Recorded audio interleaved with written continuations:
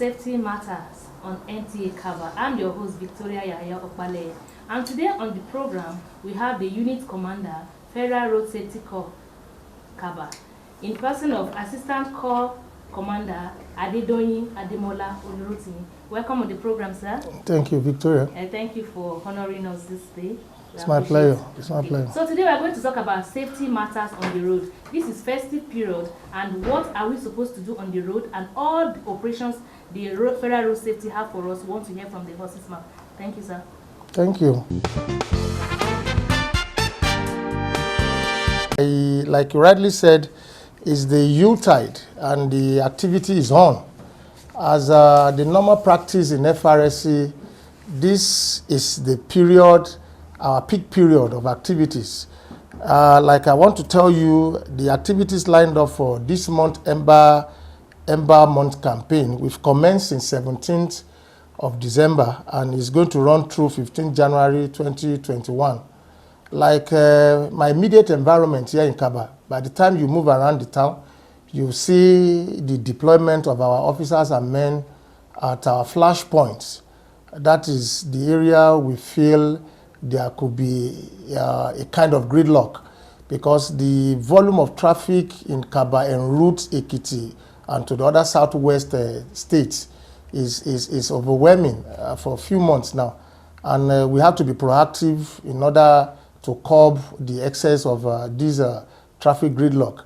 The special marshals have been mobilized, the regular marshals have been mobilized. And before even your arrival, I was about stepping out to go through all those flashpoints to see what is going on, so that first-hand information I can get and probably report as usual to the state headquarters, that is the sector command in Kogi.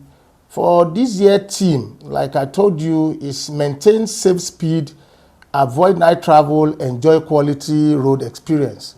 I want to seize this opportunity to appeal to the road users, not only the drivers, even the commuters, the passengers in the vehicle. We all have a lot to do. I want to say this. In a situation whereby the Yuletide is on, and you can see most of the menace now from the drivers, like the one we arrested yesterday. This man was telling us when the driver is telling you he's in a hurry, you should know what it means. You have the life of these passengers from the point at which you pick them and as to the point at which you are going to drop them. The lives is in your hands. And the commuters are not helping issues. Could you believe by the time we apprehend this vehicle, about 12 passengers in the vehicle, only one person was alive, others are sleeping. And this is a drunk driver. It's a very bad one, and that is why I want to encourage all of us, not the drivers alone, that this business of safety on the road is for all of us, not the drivers alone. So I want to appeal to the drivers and for some of us who are moving from one point to the other for Christmas and for New Year celebration. But I want to ask, if it is impossible or possible for you, not for some of us to travel, why wouldn't you send something home and monitor the people at home by calling? It's not necessary everybody must use the road at the same time. The holiday, the school is on, the holiday is on, students will travel for Xmas, they will travel for New Year. And for some of us who have ceremonies in December, there's always the peak period. Naming ceremony, marriages, they're celebrating the death, warming house, and all this stuff. So you can see the influx of all these commuters on the road. And our men are 24 hours ready to curb this menace, to ensure that everybody from point A going to point B gets to his destination safely. But I still want to appeal for some of the drivers who ply this route. They will keep telling us, bad road, the government should fix. We know this, but I've always want to say this, and this is my belief, that sometimes you see that there are bad drivers. A bad road is still better to me than a bad driver. If a driver is bad, is bad. I want to enjoin all of them. Please, they should stay away from alcohol. They should stay away from drugs. We've arrested some. By the time you go deeper, you discover majority of them are into drugs. Majority of them are into alcohol. They are alcoholic in nature. So please, I want to appeal to all of them to please drive safely and obey the traffic rules while plying the road. And more so, the activities for now is about a month or more. And that is when you see our men walking around the clock from morning till evening. Our activities will commence from morning till evening. And that is what we have put in place. Since Friday, we have been doing the best to ensure that we have safer roads. So that I still want to appeal. We won't do it alone. And I want to tell you, anyone that is arrested at this time, it's possible you may not get your vehicle even after payment. If we discovered that most of them are recalcitrant driver, we'll keep the vehicle here until after the U-tide. So please, I want to appeal to you to please obey the traffic rules and regulations and cooperate with our men. They are there to guide you. They are there to ensure that there is safety on our highway. But I believe even most of the passengers who were supposed to be part and parcel of it, sometimes you see them going astray. That is just the point. And I want to appeal to some of them. The people on the road there are there to guide them and to protect them to ensure that they get to their destination safely. And the law enforcement agencies are your friends. I always want to appeal to them. In one of our rally we had before now, that is when you talk to the motorists, you talk to the NURTW members, you talk to some of the people who use the road, the pedestrian, the cyclist, and all this stuff. It's a massive one. The majority of them should take things easy this time around. It is to celebrate more years of Christmas ahead, not when you are reckless. Recklessness can ruin your life. So please, I want to appeal. And when you are boarding any vehicle, please try as much as possible. Interrogate the driver. It doesn't really mean. There were some coppers that was arrested here 4 or 5 days ago, and I was so in love with their intelligence because they knew the driver was bad and they had to quickly say something. But at the time we interrogate further, he doesn't have a license. This guy had to board another vehicle, and we do the needful by booking. So please, it is not because you are going from point A to point B. Don't allow these drivers to take you on a journey of no return. Encourage our men to do more. That's the only thing I want to wish some of the passengers in vehicle. When you give them that support, and I believe any errant drivers will be punished accordingly. And that is exactly what the traffic law says. So on this note, I want to appeal again, because some of these things we've done in the church, the Ember Month campaign, we've done in the church, we've been to schools, we've been to Market Square, we've been to parks, and that is exactly what we are still saying, that it is the same thing that we want to hammer on. When you move, when you are on the road, obey the traffic rules and regulations. And by the time our men apprehend you, there must be something. It is not punitive always. When we discover there are certain things that could lead to RTC, that's a road traffic crash, we need to quickly correct that. If your driver is overspeeding and you discover some of them fatigue could set in because this is their peak period, they don't rest. When you discover that, please don't hesitate to stop that kind of driver and inform our men who will do the needful. It doesn't really mean we punish. We can allow driver to rest for some time before he continue his journey. And this is part of the problem we are facing. Fatigue these days, you just see a lone crash. By the time you find out what led to the crash, the driver must have traveled for a very long time without taking a nap or taking his time to rest, especially from the far north. They will come and crash here around Kabba and Kogi. And it has been the decimal now, reoccurring from time to time. So please, I want to appeal to the drivers. When you discovered you can no longer continue with the journey, tell your passengers, and I think they will understand with you. You need to park in a safe place, take your time, rest before you continue with the journey.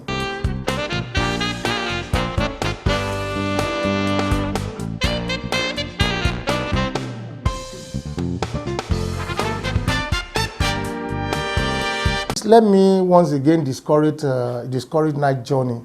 Why I want to say this? You see, you hardly get help when there are crashes in the night. And I want to believe it's a saying while I was growing up that anything done in the night, sometimes evil is attached to a lot of evil. I want to encourage our people. There are emergency toll line that they can call in case there are crashes in the night. But the only thing is, please, the 112 and the 122 is emergency dial line. And somebody is in that controls that. If there are crashes around us in Kabba, we've gone on rescue 3 a.m. 2 a.m. So our men are on 24-hour standby to assist the motorists in case there are crashes. But by and large, I still want to discourage night journeys. I prefer when you travel in the night, is always associated with a lot of things. Even when your vehicle developed a problem, who comes around to assist you? Talk less of when there are crashes. So please, but if there are crashes, they can use the emergency toll line, and I want to assure you that our men will get there in no distance time to assist them.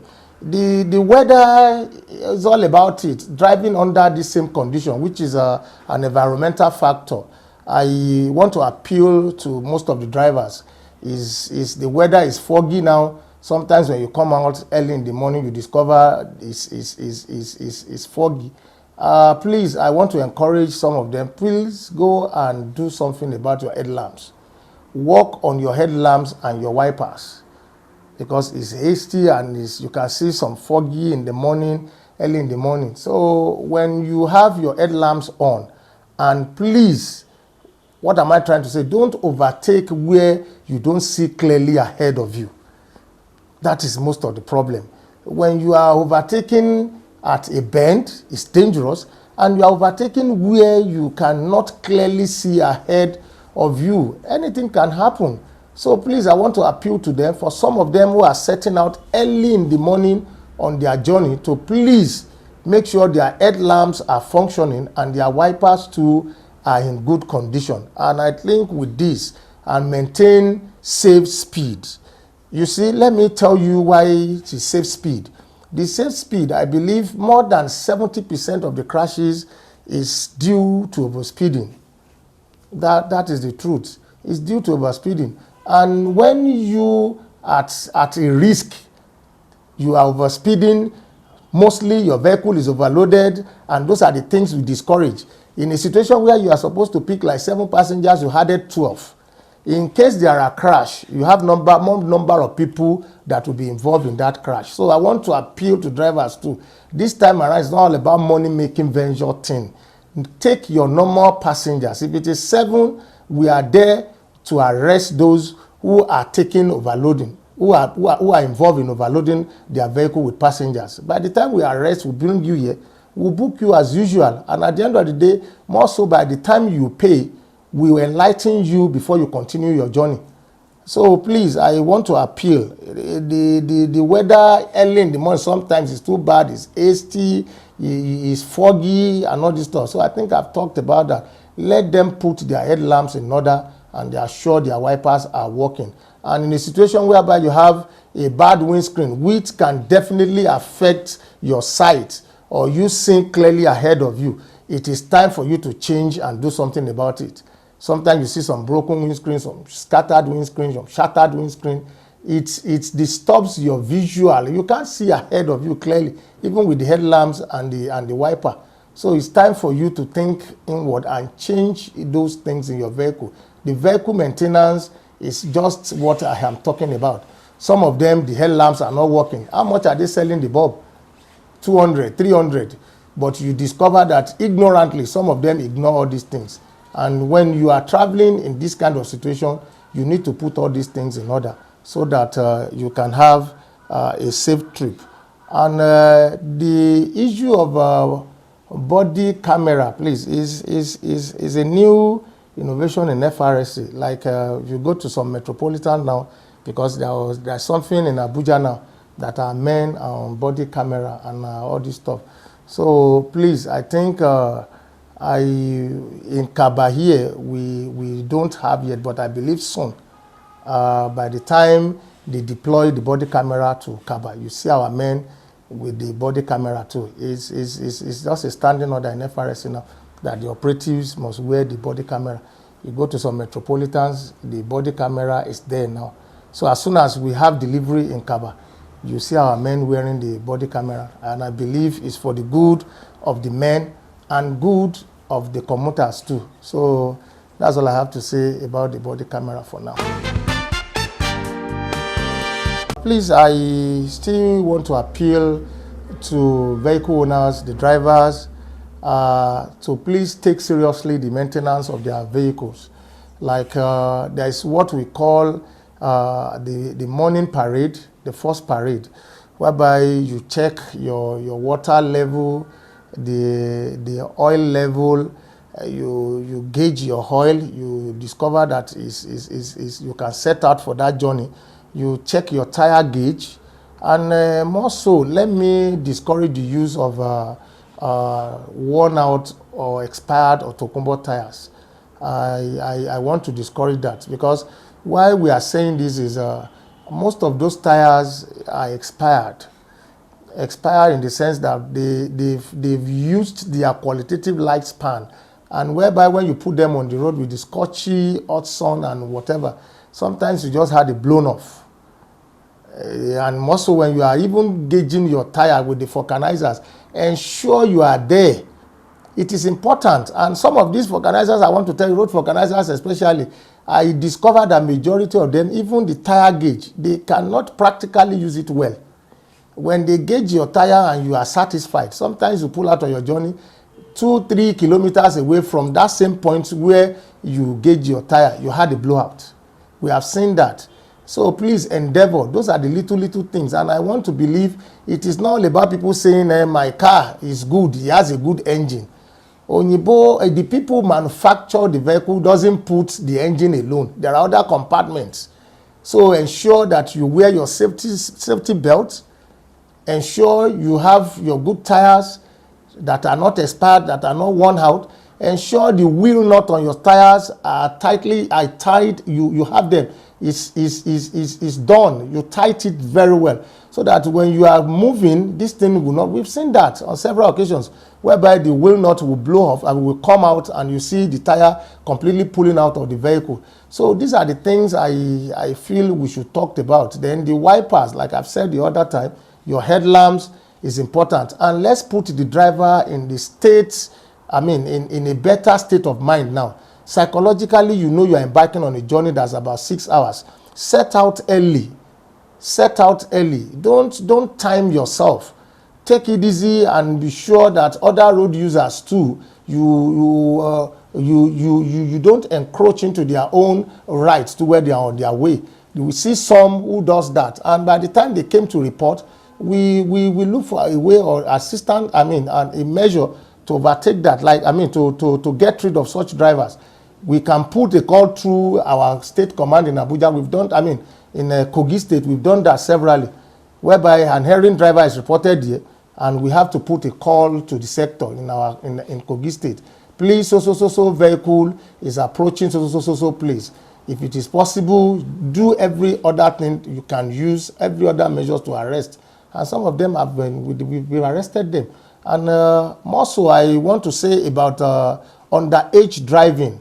The age here is 18 in Nigeria. I think that's what law says. When you are less than 18, but here I don't see much. Maybe in the metropolitan, Abuja, or some other places where you can see that. Let me encourage or discourage the parents too. Some of them will say he can drive. He can drive, but the prerequisites are not there. You have to obtain your driver's license and be age 18 above before you can drive. So I want to appeal to all of us that we should curb this menace. It's rampant these days, whereby you see the teenagers and the underage driving and plying our highways. When we see that, we won't close our eyes. We will confiscate and we will arrest and we impound that vehicle, and we'll be rest assured that until we discover your parents will come around who is certified to drive before we release that vehicle. So those are the things I believe we should put in place as we are approaching year 2022. So on that note, please let me once again wish all of us a bountiful 2022 ahead.